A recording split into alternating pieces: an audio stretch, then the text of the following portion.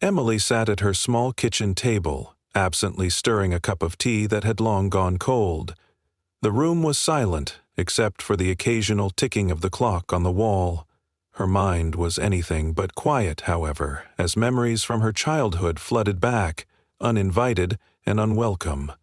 She had always been the independent one, the child who didn't need much attention, at least according to her mother. Growing up, it had been Mark who basked in the glow of their mother's love and affection. Emily's achievements, no matter how significant, seemed to be met with polite indifference, while Mark was celebrated for even the smallest success. There was a time, years ago, when Emily had convinced herself that it didn't matter. She was strong, resourceful, and capable of standing on her own 2 feet. She didn't need the constant validation that Mark seemed to crave. But no matter how much she tried to bury the hurt, there were moments when it surfaced, unexpected and sharp, like a splinter lodged deep in her skin. Even now, at 34, those feelings of being invisible still lingered. Her mother had passed away 2 weeks ago, and while Emily had grieved, she couldn't help but notice how the dynamics between her and Mark hadn't changed. The funeral planning had largely fallen on her shoulders, while Mark made an appearance when it was convenient for him. Emily had handled the logistics, organizing the service, coordinating with the funeral home, and sorting through their mother's personal belongings, while Mark received condolences from family members, soaking in their sympathy like a sponge. And now, with the funeral behind them, they were set to meet with the family lawyer to hear the reading of the will. Emily wasn't expecting much. She knew her mother had always favored Mark, and she had long since made peace with the fact that any inheritance would likely reflect that favoritism. Still, a small part of her couldn't help but hope. Hope that maybe, just maybe, her mother had seen her efforts and sacrifices over the years. The day of the reading arrived, gray clouds casting a somber shadow over the city. Emily drove to the lawyer's office, her hands gripping the steering wheel tightly as she navigated through the morning traffic. She tried to keep her expectations low. After all, what difference did it make now? Her mother was gone, and no amount of money or property could change the years of neglect she had felt. When Emily arrived at the office, Mark was already there, leaning casually against the receptionist's desk and chatting with the lawyer's assistant. He looked polished, as always, in a tailored suit that seemed more suited for a boardroom than a family meeting. Emily felt a twinge of irritation, but pushed it aside. There was no point in letting Mark get under her. The lawyer, a middle-aged man with salt-and-pepper hair and kind eyes, greeted them and led them into a small conference room. Emily took a seat opposite Mark, her hands folded tightly in her lap. The lawyer began with a brief introduction, expressing his condolences for their loss, before opening a folder filled with documents. "As per your mother's wishes," he began, glancing between them, "this will outlines the distribution of her assets." Emily nodded, her face calm, though her heart beat faster. The lawyer continued to her son Mark, she leaves the family home valued at approximately $450,000, as well as the entirety of her savings and investments, totaling around $200,000. Emily felt the words hit her like a punch to the stomach. She tried to keep her expression neutral, but she could feel the blood rushing to her face. And to her daughter Emily, the lawyer said, glancing down at the document, "She leaves a collection of personal items, including photographs, letters, and a few family heirlooms." That was it. No property, no financial support, just a box of sentimental trinkets. Emily felt a lump form in her throat, but she swallowed it down. She wouldn't cry, not here, not in front of Mark. "Is that all?" Mark asked, his tone casual, as if he were discussing the weather. The lawyer nodded. "Yes, that concludes the will. If either of you has any questions, I'd be happy to answer them." Emily shook her head, too numb to speak. Mark, on the other hand, seemed completely unfazed. He thanked the lawyer and stood, already pulling out his phone to check his messages. Emily remained seated for a moment, her mind racing. She had expected favoritism, but this felt like a deliberate slight. Was she really worth so little in her mother's eyes? "Emily, are you coming?" Mark's voice jolted her out of her thoughts. She looked up at him, his face a picture of smug indifference. "Yeah," she said quietly, standing and following him out of the office. The ride home was a blur. Emily barely registered the streets and buildings passing by as she drove.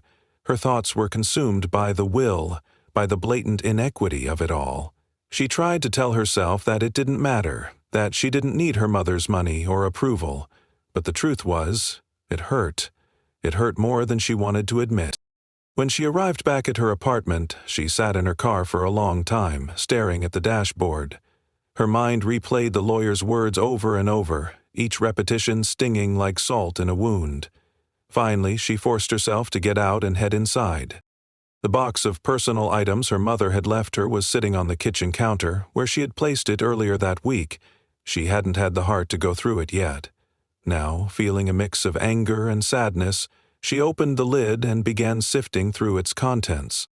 Inside were old photographs, letters, and a few pieces of jewelry that had belonged to her grandmother. Emily picked up a photo of herself and Mark as children, standing side by side in their backyard.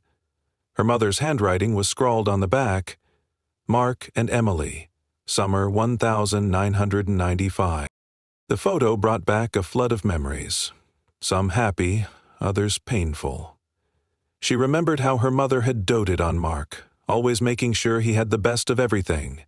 She remembered how, on her own birthday one year, her mother had spent more time helping Mark prepare for a school play than celebrating with her. Emily set the photo down and picked up one of the letters. It was addressed to her, written in her mother's familiar handwriting.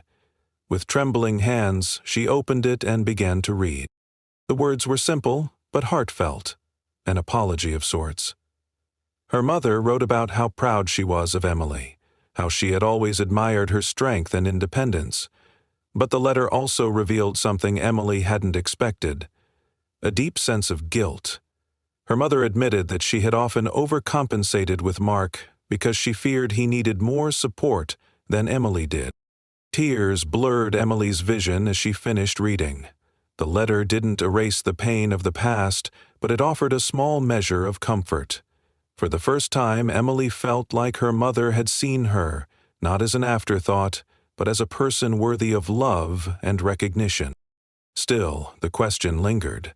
Why had her mother chosen to leave everything to Mark?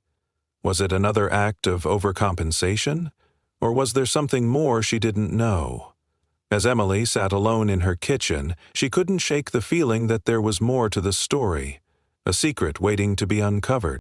The next week was a blur for Emily, filled with a quiet bitterness she couldn't seem to shake. Every time she thought about the will, her chest tightened. It wasn't about the money or the house. She had built a life for herself without relying on anyone. What stung was the blatant favoritism, even after her mother's passing. It felt like a final dismissal, an unspoken confirmation that Emily had never mattered as much as Mark. Mark, on the other hand, seemed entirely unaffected. He had called Emily a few days after the meeting, casually mentioning that he was already looking into putting the house on the market. He asked if she'd help him go through their mother's belongings and pack up anything worth keeping. Emily had agreed, partly out of obligation, and partly out of a lingering sense of duty to her mother, even if her resentment remained fresh. When the weekend arrived, Emily drove to the house, her heart heavy as the familiar structure came into view. The two-story colonial home stood in the middle of a quiet suburban neighborhood, its white shutters slightly faded but still charming. This was the house where she had grown up, where so many of her childhood memories were rooted, and now it would belong to Mark. Or worse, a stranger, if he followed through with selling it. Mark was already inside when Emily arrived. She found him in the living room, sorting through a stack of books. He looked up and greeted her with a quick, "Hey, glad you're here," before returning to his task. Emily set her bag down and took a deep breath. "Where do you want me to start?" "The attic," Mark said without looking up. "There's a bunch of old stuff up there, probably junk, but we should go through it just in case." The attic. Of course. It was the one place in the house Emily had always avoided. As a child, it had felt eerie, full of shadows and forgotten relics. Now, it was just another part of the house, but the thought of sorting through its contents still filled her with a sense of unease. Emily climbed the narrow staircase that led to the attic, the wooden steps creaking under her weight. When she pushed open the door, the musty smell of old paper and dust greeted her. The space was cluttered with boxes, old furniture, and random knickknacks that had been stored away over the years. She sighed and began opening boxes, carefully sifting through their contents. Most of it was unremarkable: old holiday decorations, outdated clothes, and broken appliances that should have been thrown out long ago. But then, tucked away in the corner of the attic, Emily spotted a small wooden chest. It was different from the other storage containers, sturdy and locked with a brass latch. Curious, Emily dragged the chest out into the center of the attic and examined it. The wood was worn, but the craftsmanship was beautiful, with intricate carvings along the edges. The chest looked important, as though it held something worth protecting. "Mark," Emily called down the stairs. "Come up here. I found something." A few moments later, Mark appeared, wiping dust off his hands. "What is it?" Emily gestured to the chest. "Do you know anything about this?" Mark frowned and shook his head. "No, never seen it before." "Is it locked?" "Yeah," Emily said, running her fingers over the brass latch. "But it doesn't look like it would be hard to open." Mark shrugged. "Go ahead, let's see what's inside." Emily hesitated for a moment before finding a flathead screwdriver in one of the nearby boxes. With a bit of effort, she managed to pry the latch open. The chest creaked as she lifted the lid, revealing its contents: a stack of letters tied with ribbon, an old photo album, and a folder filled with documents. "What is this stuff?" Mark asked, kneeling beside her. Emily picked up one of the letters and untied the ribbon. The paper was yellowed with age, and the handwriting was unmistakably their mother's. She began to read aloud. "My dearest Mark, I hope someday you'll understand the choices I made. Taking you in was the best decision of my life, but I've always feared you'd resent me if you ever found out the truth. You were meant to be ours, but when Robert left, I had to make a choice. I did the best I could, and I hope you know how much I love you." Emily's voice trailed off as the weight of the words sank in. She looked at Mark, whose face was pale. "Taking you in? What does that mean?" Emily asked, though she had a sinking feeling she already knew the answer. Mark didn't respond. Instead, he grabbed the folder from the chest and flipped it open. Inside was a birth certificate, along with legal documents detailing an adoption. Emily's breath caught in her throat as she pieced it together. "You're adopted?" Mark stared at the documents, his jaw clenched. "I knew," he admitted after a long pause. "I've known for years." Emily felt a wave of anger and disbelief wash over her. "You've known? And you didn't think to tell me?" "It wasn't your business," Mark snapped. "And besides, Mom didn't want anyone to know. She made me promise to keep it a secret." Emily shook her head, struggling to process what she was hearing. "But why? Why all the secrecy?" Mark hesitated, then sighed. "She felt guilty, okay? She and Dad adopted me after she had a miscarriage. I guess she thought it would fill the void, but then Dad left and she was stuck raising both of us on her own. She overcompensated with me because she felt like I needed it more. I didn't ask for it, Emily. It's just the way it was." Emily's mind raced as she tried to make sense of everything. Her mother's favoritism, the will, the letter. It all made sense now in a way that only deepened her hurt. Her mother hadn't ignored her because she didn't care. She had been consumed by guilt and a misguided sense of obligation to Mark.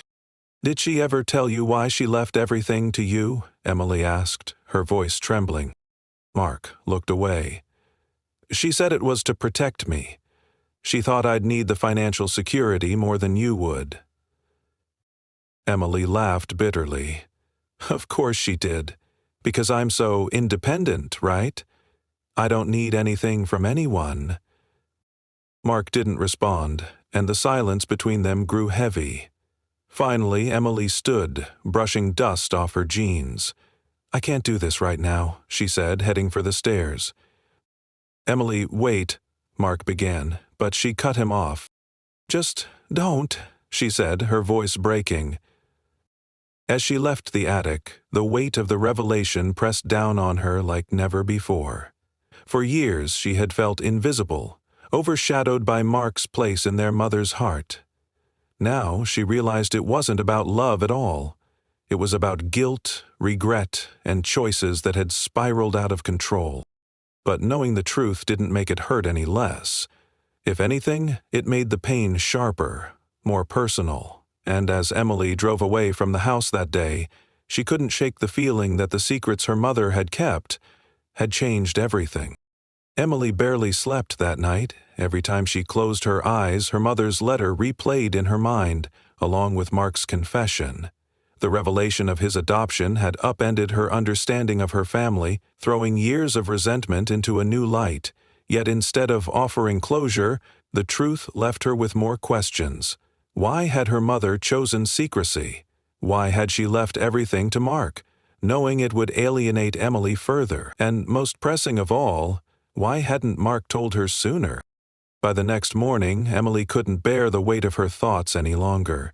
She decided she needed answers, even if they hurt.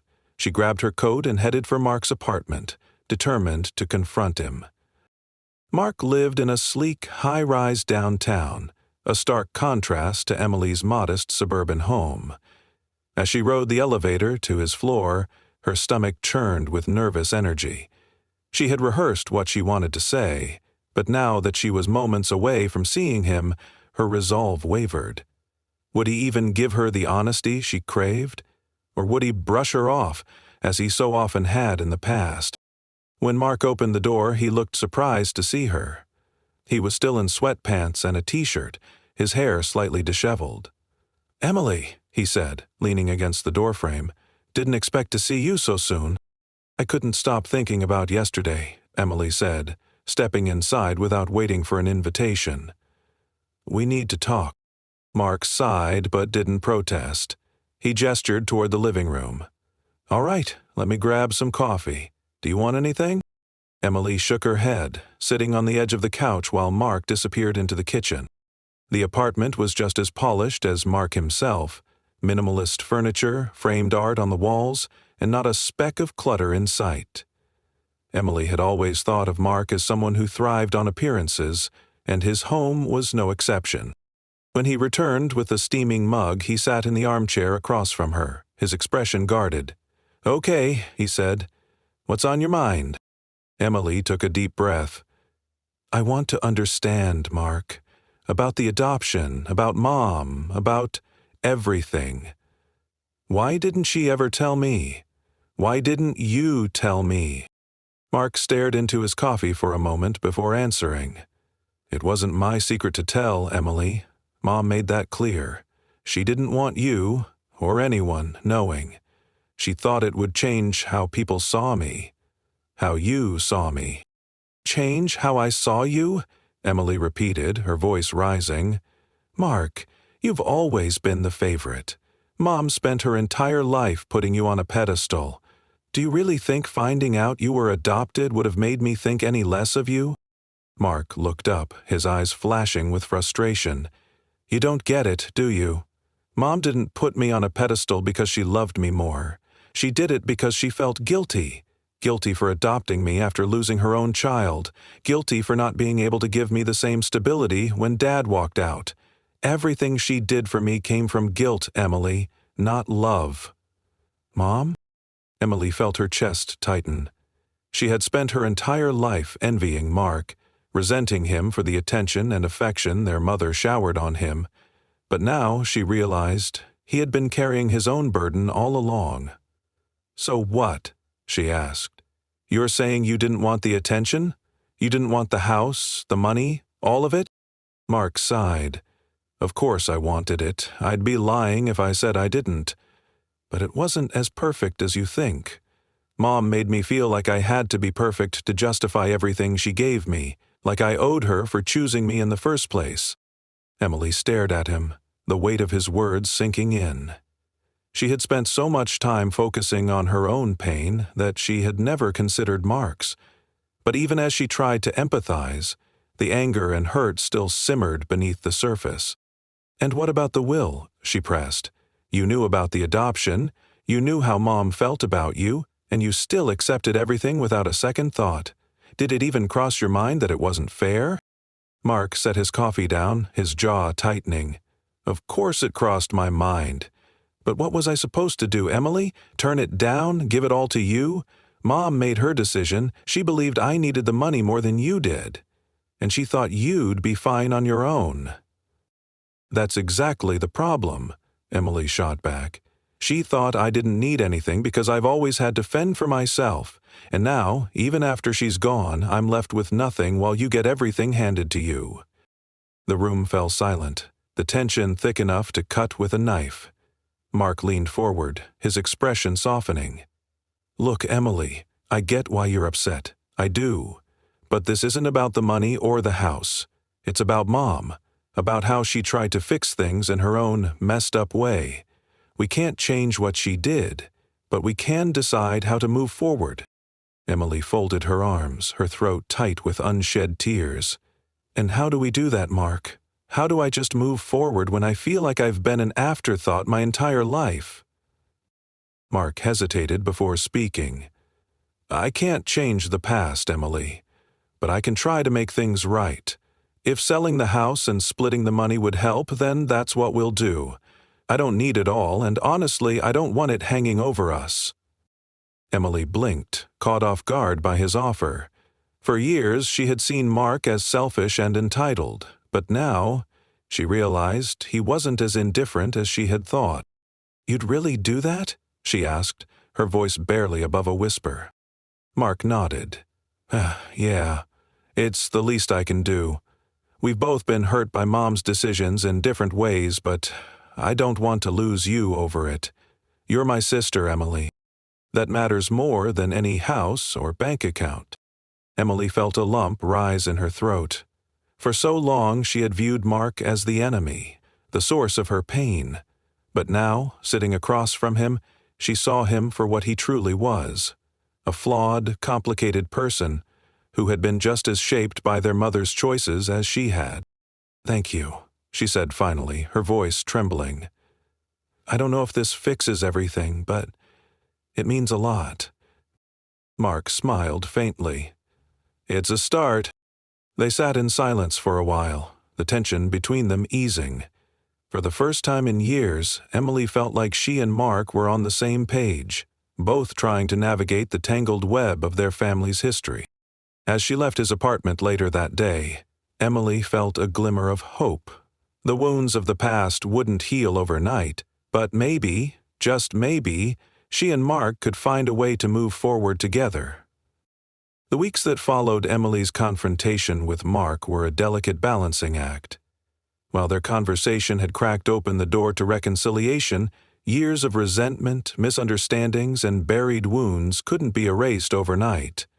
Still, for the first time in what felt like forever, Emily found herself cautiously optimistic.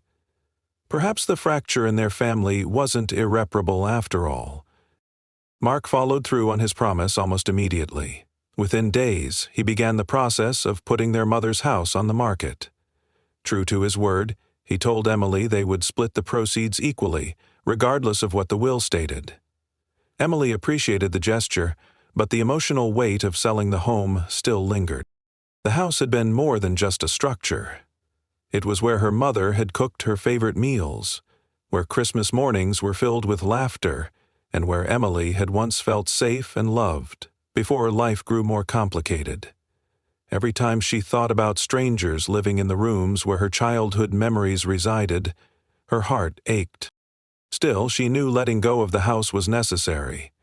It wasn't just a financial decision, it was a symbolic one.